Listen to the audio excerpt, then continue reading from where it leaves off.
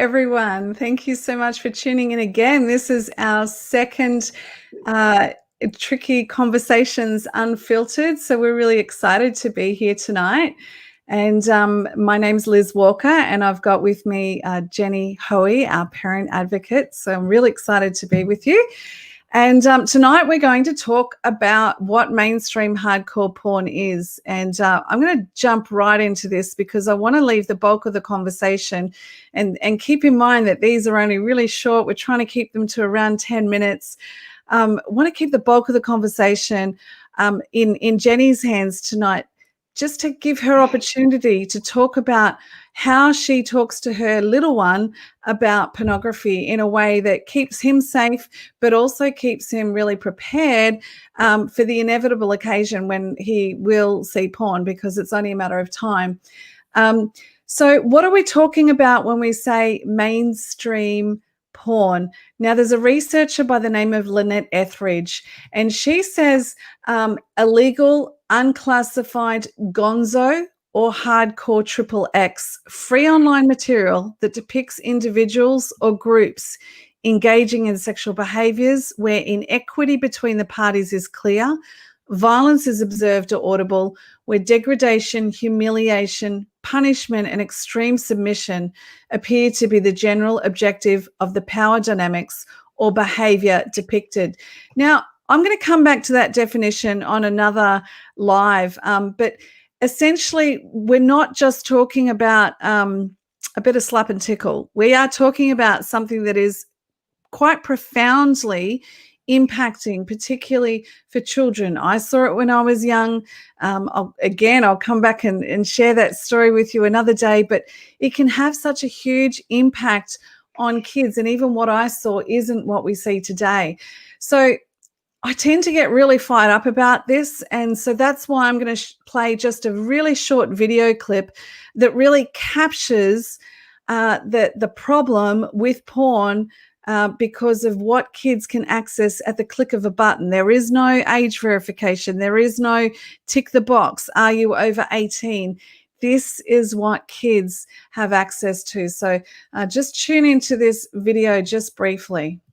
So I'm going to issue you with a really big warning here. If you have struggled with pornography yourself, or if you've been a victim of sexual violence, I just invite you to close your eyes. You may not want to look at this next slide. I'm not showing pornography.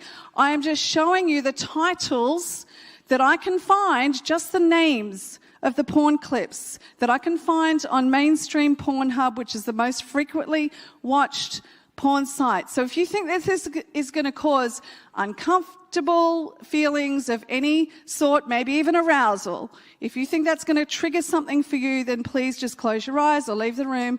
And I'm just going to show this slide and let people absorb the titles.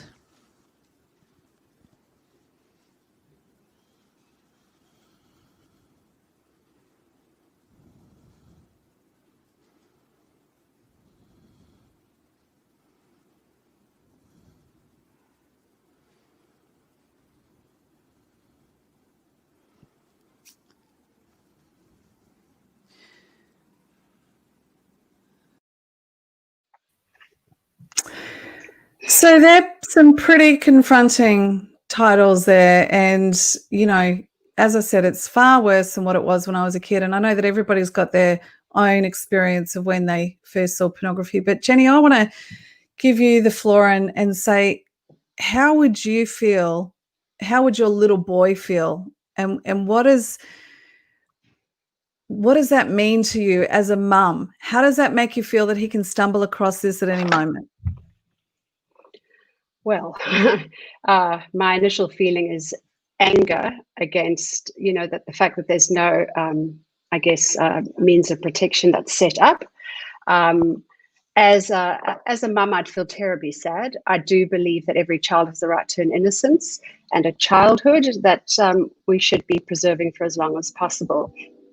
As far as my son is concerned, I know, because I've done the research, I've had a look at what is there, he would be frightened.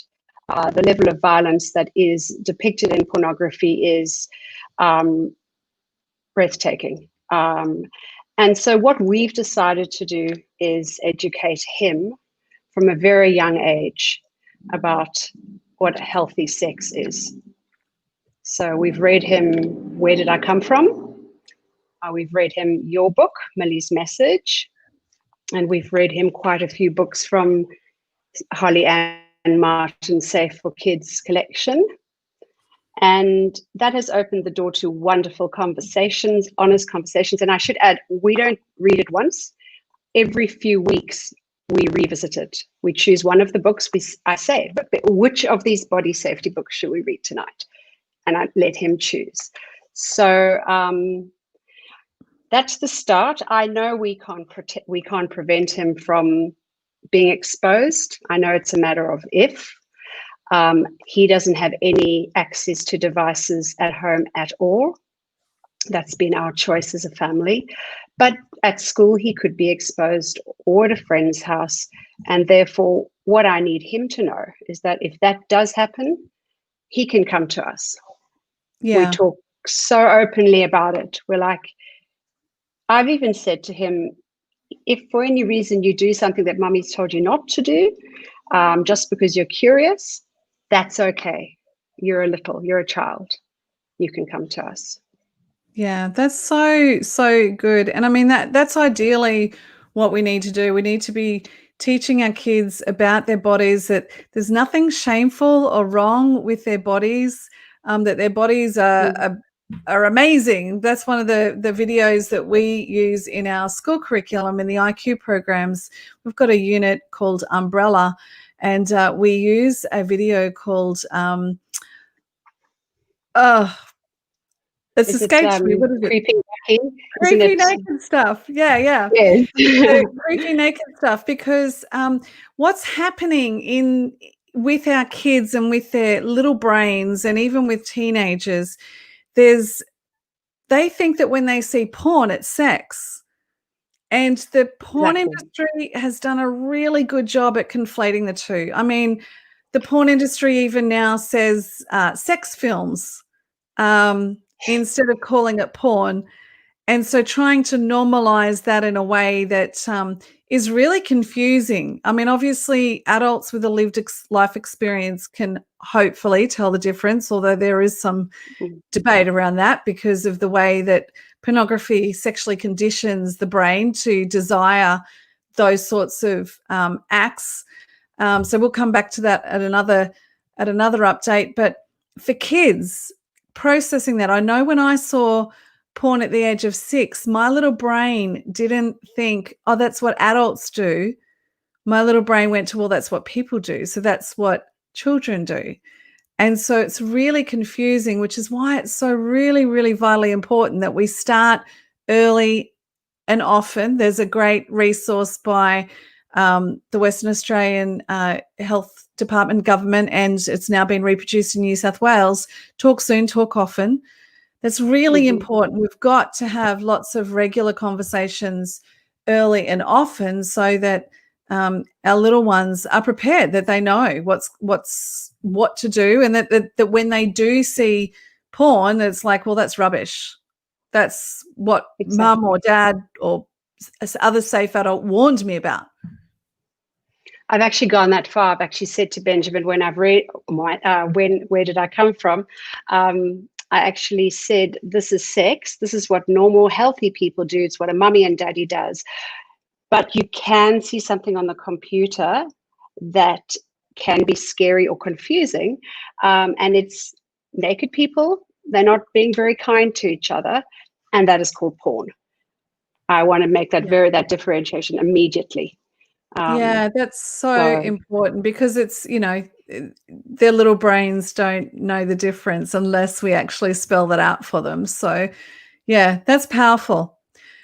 Okay, well, that's we'll pick this up again. There's lots of things that we've discussed tonight that we can pick up again. I'd like to just leave us all with a couple of links I'll put in the chat. We've got Millie's Message for those little ones. That's for ages 5 to 10. I'll also put our resources link up so that you can find all of our favorite resources on both our sites. And we'll be back again soon.